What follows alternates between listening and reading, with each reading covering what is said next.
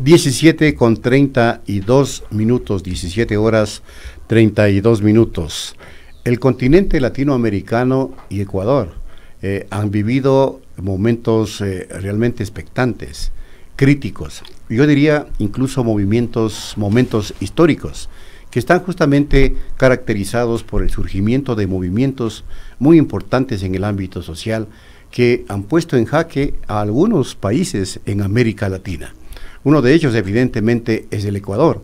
Y en este contexto, el papel que jugaron o juegan los medios de comunicación ciertamente tiene un relevante interés. ¿Qué pasó o qué está pasando en Ecuador con los medios de comunicación en este 2019 que está a punto de concluir? Le voy a preguntar de inmediato a nuestro invitado y amigo, Hernán Reyes. ¿Qué tal? ¿Cómo estás, Hernán? Bien, buenas gracias, tardes. Washington. Está ya planteada la pregunta. Acá. Así es, gracias por la invitación.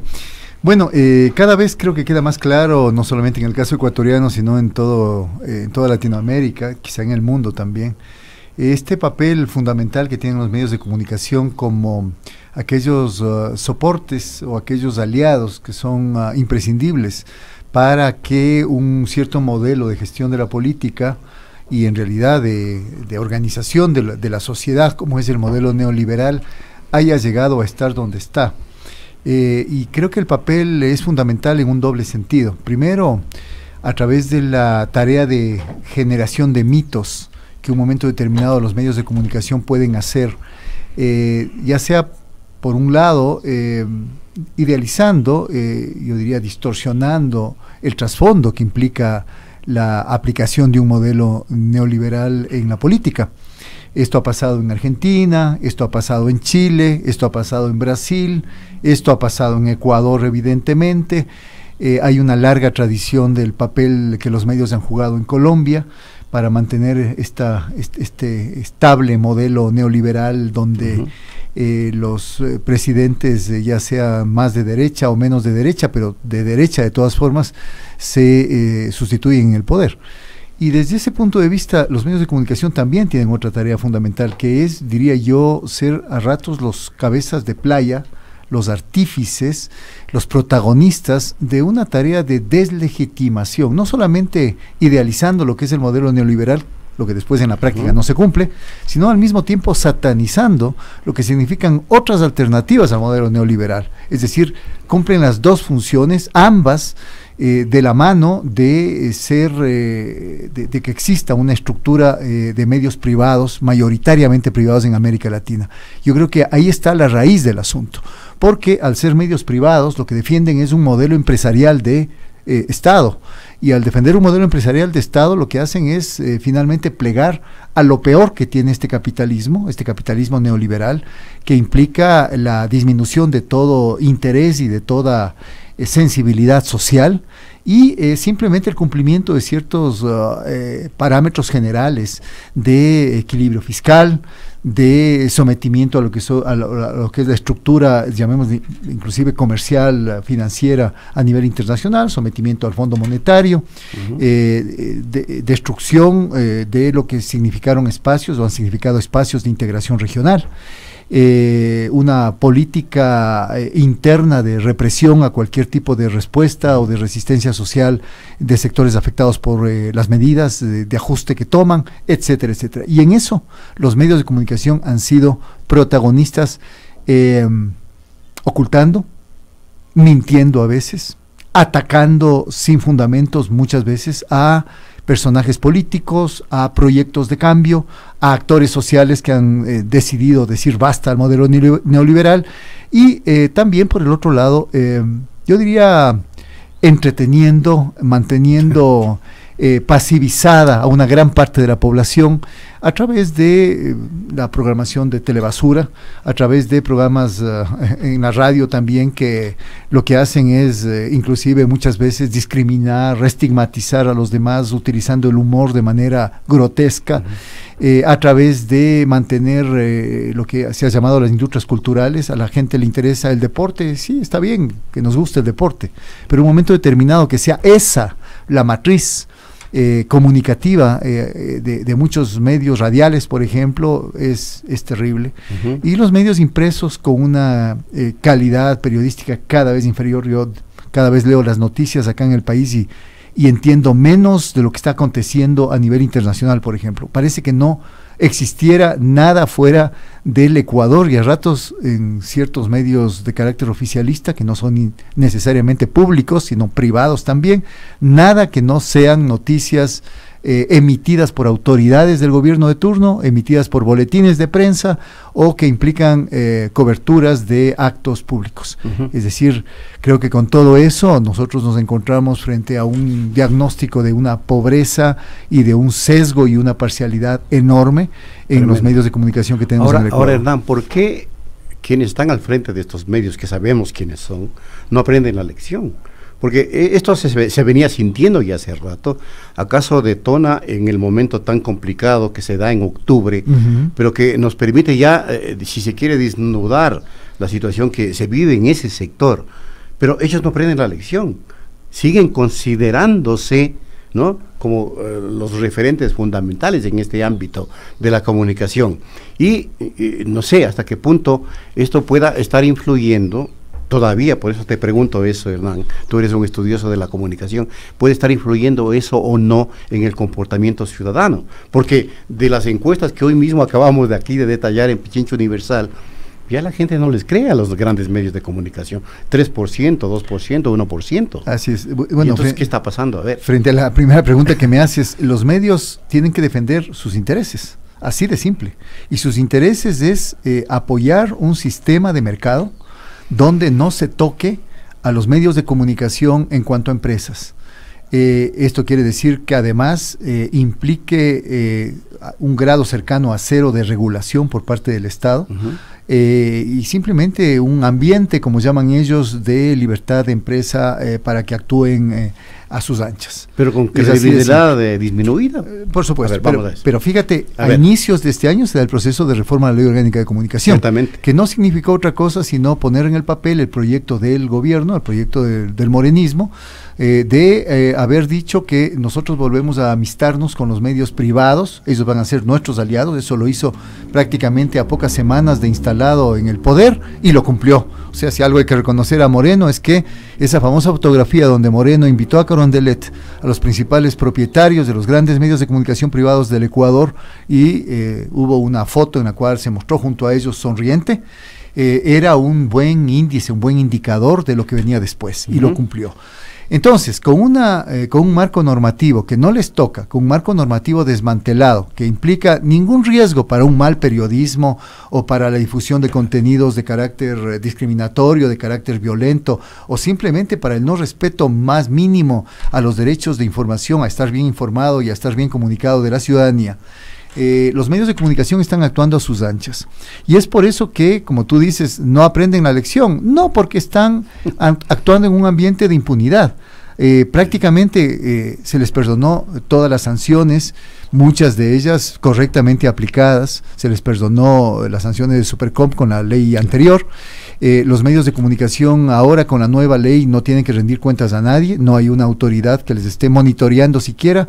La ciudadanía está bastante asustada, yo diría buena parte de la ciudadanía, o inclusive indiferente, o tal vez escéptica, tal vez sea la palabra escépticos. ¿A quién recurrimos frente a tanta telebasura, frente a tanta información sesgada, parcializada, incompleta, frente a tanta desinformación? No hay a quién acudir, ahora ya no existe ninguna instancia.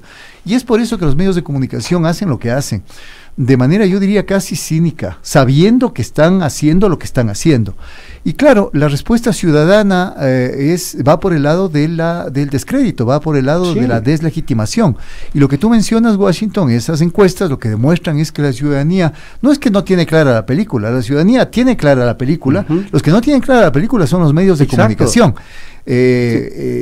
Porque creen que siguen teniendo esa especie de patente de corso que han tenido históricamente con otros gobiernos, en otros momentos históricos del país.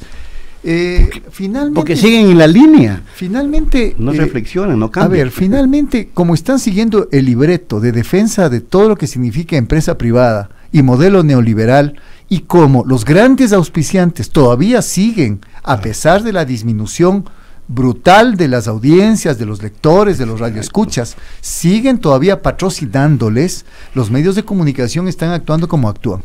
Yo creo que un momento determinado, inclusive, y más aún después de lo que pasó en octubre, más aún de este momento de desazón en que vive la ciudadanía, las encuestas están mostrando a sí terrible, mismo que no tienen ninguna esperanza en el futuro inmediato. Llegamos al 94%. Exactamente. Es increíble. Yo creo que dada la afectación que está teniendo la economía ecuatoriana en cuanto al consumo, poco a poco esos grandes auspiciantes van a dejar de lado inclusive su visión ideológica pro-empresarial, pro ellos mismos, y van poco a poco a decir, estamos metiendo plata en un saco, en un tonel sin fondo, porque no nos está rindiendo ninguna utilidad siquiera, porque mucha gente ya no les cree a los medios de comunicación, ya no los consume, y desde ese punto de vista la publicidad que los medios de comunicación tienen, finalmente ya no está impactando como nosotros auspiciantes que queremos vender nuestros productos o nuestros servicios queremos. Entonces yo creo que el futuro que se cierne para muchos medios de comunicación privados, que claro, ya han disminuido personal, ya están haciendo ajustes internos también, etcétera, pero lo que se viene este año que viene, 2020. Y este año siguiente, bueno, el año siguiente será un año electoral y ahí de hecho va a haber plata para los medios de comunicación, en todas las elecciones hay plata y es un momento de respiro, pero el año que viene yo creo que va a ser un año complicado donde van a perder muchos auspiciantes, una vez que estos auspiciantes y empresas privadas se den cuenta que los medios de comunicación están sufriendo un descrédito enorme a nivel de la población. A nivel latinoamericano, si no mundial, estamos viviendo momentos cíclicos, Hernán, porque el fenómeno no es solo ecuatoriano, es latinoamericano, como vemos. No sé si mundial, pero al menos en Latinoamérica, este nivel de comportamiento de las sociedades respecto de los medios de comunicación es similar.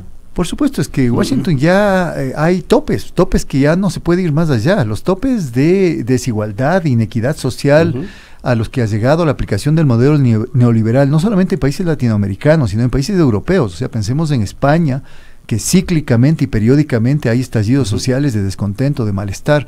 Pensemos en Francia, donde no puede parar desde hace años la protesta social. Pensemos en Latinoamérica, en Chile, que es una cosa pero inédita, y finalmente yo no sé cómo se sostiene. Obviamente con sus aliados empresariales se sostiene Piñera en el poder. Pensemos en lo que pasó en Bolivia, etcétera. Pensemos iba a preguntar lo de Bolivia, que es un fenómeno aparte. Es un fenómeno aparte. Pensemos en lo de Argentina, porque yo creo que la caída de Cambiemos, la caída de Macri y de sus aliados, tiene que ver también con el malestar social. Es decir, a pesar de haber tenido asimismo aliados incondicionales a los grandes medios de comunicación, la gente comenta en las calles, la gente comenta en sus casas, la gente cuando no tiene comida en su mesa y en su cocina y en su refrigeradora, la gente siente el malestar y la gente no requiere de estos mediadores que eran los medios, sino que se comunica directamente entre ellos. Y desde ese punto de vista yo creo que este fenómeno de malestar va a ser un fenómeno creciente, porque los niveles de impacto social que ha tenido el modelo neoliberal son espeluznantes, son impresionantes, y como digo, esto se da en Europa y se da en América Latina. Poco a poco además pensemos en que están abriéndose y emergiendo espacios alternativos. Pensemos en el espacio de las redes sociales, pensemos en el espacio de los medios comunitarios, de los medios ciudadanos, y desde ese punto de vista la gente que antes de alguna manera por costumbre, por hábito, se informaba en los grandes medios masivos y ahora siente que lo que le dicen ellos no tiene nada que ver con su vida diaria, con su crisis cotidiana que están viviendo, están empezando a ver que hay otros espacios donde efectivamente les están diciendo muchas más verdades de lo que los medios masivos les están dando. Y eso no nos puede llevar en un momento dado a esa emergencia, digo, de medios alternativos, de las redes sociales, no nos pueden llevar en un momento dado a caer una suerte de anarquía comunicacional, porque también son tan amplios que también se dice lo que sea. Creo que no, porque además, se inventa lo que sea. Además, pensemos solamente en el proceso de octubre. El proceso de octubre histórico mereció Sí. una respuesta, bueno, primero tremendamente pobre comunicacionalmente hablando de parte del gobierno. Sin duda. Acudió a la vieja receta de querer asustar, querer meter miedo. Las cadenas nacionales eran eso. Y clausurar los medios. Esto es vandalismo, esto es salvajismo, Quito está tomado poco más por los marcianos. Ahora estoy leyendo la novela Sí. de lo que aconteció hace décadas acá en Quito cuando quemaron Radio Quito, que guerra decían que la guerra de los... poco más, repitiendo el mismo libreto, el gobierno morenista, ¿no? Pero claro, la gente encontró en el espacio de las redes sociales y de los medios digitales un espacio donde estaba viendo lo que efectivamente estaba aconteciendo. Y desde ese punto de vista, la respuesta del gobierno fue decir, a ver, se suscitaron 10.000 fake news a través de redes sociales, como diciendo, todo lo que se dice en redes sociales es mentira, no les crean, sigan creyendo a los medios tradicionales. Sin embargo, de lo cual la gente siguió saliendo a las calles, la gente siguió siendo solidaria, la gente siguió apoyando a los indígenas que vinieron no solamente a Quito, sino a otras ciudades del país, gente de clase media, gente que sentía en sí mismo, en su propia vida cotidiana, los impactos del modelo neoliberal. Y desde ese punto de vista, yo no creo que esta idea de anarquismo, que a ratos suena como susto, ¿no? Como el cuco. Las redes sociales pueden decir cualquier cosa, pueden dañar a cualquier persona, nadie tiene control sobre las redes sociales. La gente no es tonta. La gente sabe distinguir entre noticias falsas, el Mercioc o espacios como esos. El Burriverso. Algunos funcionarios públicos no saben distinguir, pero la gente sí sabe distinguir. Vale aclarar eso. Y desde ese punto de vista, yo creo que sí resulta interesante pensar que efectivamente hay una comunicación alternativa emergente que va desde mi perspectiva y mi proyección a seguirse fortaleciendo y robusteciendo en los tiempos que se vienen, tiempos en donde la fe, la credulidad y la credibilidad de los medios masivos va a seguir en descenso. Ahora, ¿qué le corresponde entonces hacer? Acabas de decir tú que la sociedad no es pasiva, está expectante, está escuchando, está oyendo, está no creyendo a un sector y creyendo al otro, está analizando y está sopesando. Así es. La pregunta es, ¿qué le corresponde? Sin que seamos pitonisas ni sepamos todo sobre el tema sociológico, pero ¿qué le corresponde entonces hacer a las organizaciones sociales? Primero a los sectores organizados y también a esa sociedad que de pronto está con esa necesidad de organizarse, porque a través de los medios se lo puede hacer. Absolutamente. Primero, yo creo que recuperar el reconocimiento del rol importantísimo que tiene para la política de la comunicación. La comunicación para la política ahora es clave. No se trata solamente de tener medios de comunicación a su favor. Muchos sectores sociales, por ejemplo, el movimiento indígena ya sabe, está consciente hace rato que no tiene a su favor a los grandes medios, que más bien los tienen en contra, que más bien cada vez que los entreviste, que cada vez que los retrate, que cada vez que los represente, que los muestre, los va a hacer en términos negativos. La frecuencia es hacerlo en términos negativos, la frecuencia es hacerlos para afectar su imagen pública. Eso ya lo sabe el movimiento indígena. Y el movimiento indígena ha hecho dos cosas. Ha hecho, primero, ha recurrido a medios alternativos, que sí los hay, que no son del movimiento indígena. Son de sectores conscientes, son de sectores de la sociedad que dicen ya basta de tanta desinformación de los medios masivos, creemos nuestro propio medio. Son sectores que han egresado, han salido de las facultades de comunicación, son sectores de gente que inclusive son docentes también de las facultades de comunicación, son sectores de periodistas que no quieren alinearse ni con estos gremios pro-oficialistas, ni quieren trabajar de manera servil en los grandes medios y que dicen, a ver, autonomicémonos, trabajemos aún en condiciones bastante precarias en términos de ingresos, pero creemos nuestro propio medio. Y por el otro lado, la CONAIE y otras organizaciones sociales tienen sus propios aparatos de comunicación. A mí me llamó mucho la atención la capacidad que tuvo la CONAIE para poder, a través de sus propios medios de comunicación, a través de las redes sociales, a través del Twitter, por ejemplo, hacer desmentidos, sacar comunicados de manera inmediata cuando hubo esta guerra psicológica organizada por Romo y compañía, para que finalmente la gente esté confundida. La gente no sepa si finalmente está dividida la CONAIE. Quisieron dividir a la CONAIE informativamente hablando o desinformativamente hablando, no lo lograron. Cada vez que emitían a través de redes sociales, porque de parte de la parte oficial también hubo muchísimas fake news, hubo comunicados falsos con logotipo y todo. Cada vez que quisieron hacer eso, la CONAIE sacó su propio aparato de comunicación y desmintieron sacaron aclaraciones y finalmente contrabalancearon y, digamos, contrapesaron lo que significaba esa avalancha del aparataje oficial. Entonces yo creo que las organizaciones sociales ahora tienen que estar conscientes que hay dos batallas. Hay una batalla como la que se dio en octubre, que es una batalla de fuerzas, una medición de fuerzas en las calles. Si es que están las instituciones del Estado metidas en su propio juego, sordas, ciegas y mudas, creo que la tarea de la Asamblea Nacional no puede ser más desastrosa para escuchar las demandas de la ciudadanía. Se metieron quién sabe dónde esos días de protesta social en octubre y eso la gente no se va a olvidar, y no se va a olvidar de los partidos 3%. Que finalmente son los que están mangoneando la Asamblea Nacional, pero la gente lo que está haciendo es recurriendo a otros canales de información, los propios grupos de chat que se generaron, por ejemplo, a través de redes sociales, fueron importantísimos. La gente a través de eso se comunicó, la gente a través de eso pudo coordinar acciones. Entonces está una guerra, una batalla, si ustedes quieren, social por la dignidad y por los derechos, que se dará en las calles, una vez que las instituciones del Estado son sordas, ciegas y mudas.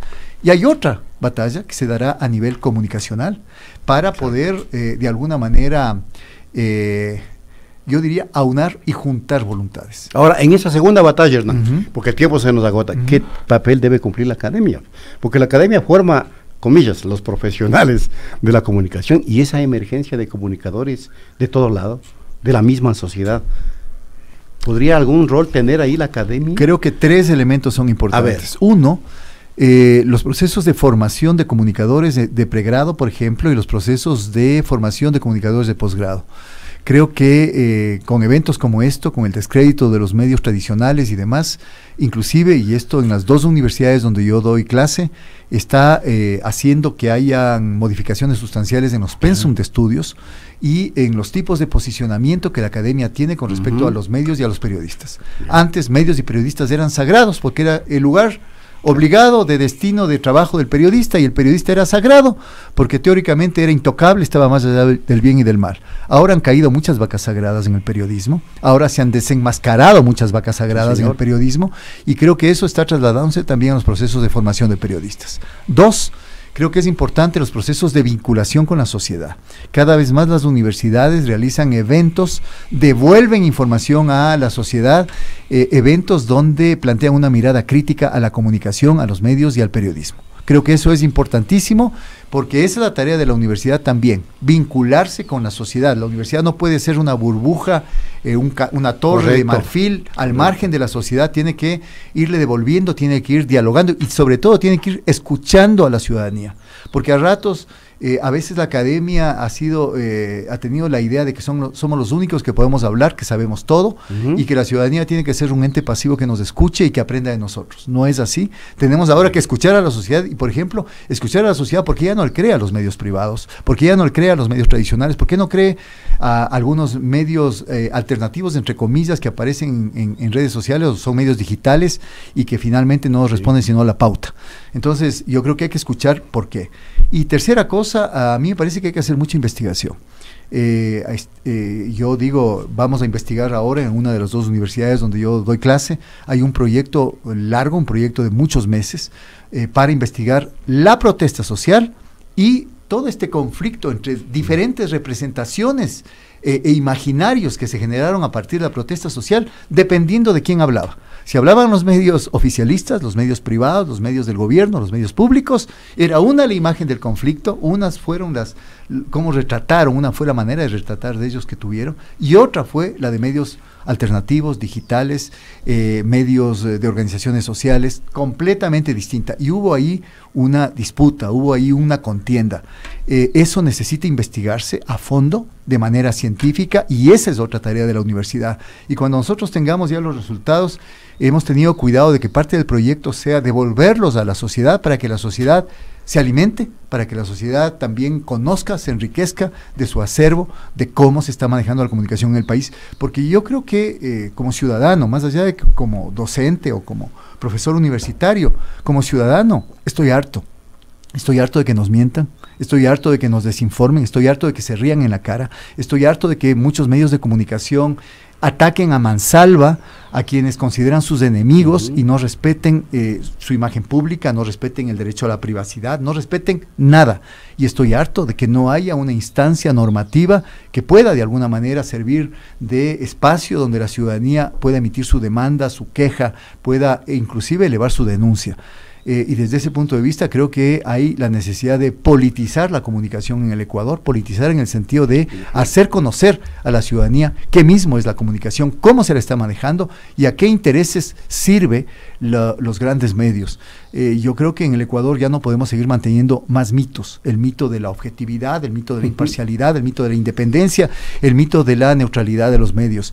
Yo creo que ni los propios periodistas que a veces siguen usando esos eslóganes, cuando empiezan sus radionoticieros o empiezan sus telenoticieros, ni ellos mismos se creen lo que están diciendo ya. Así mismo es, Hernán.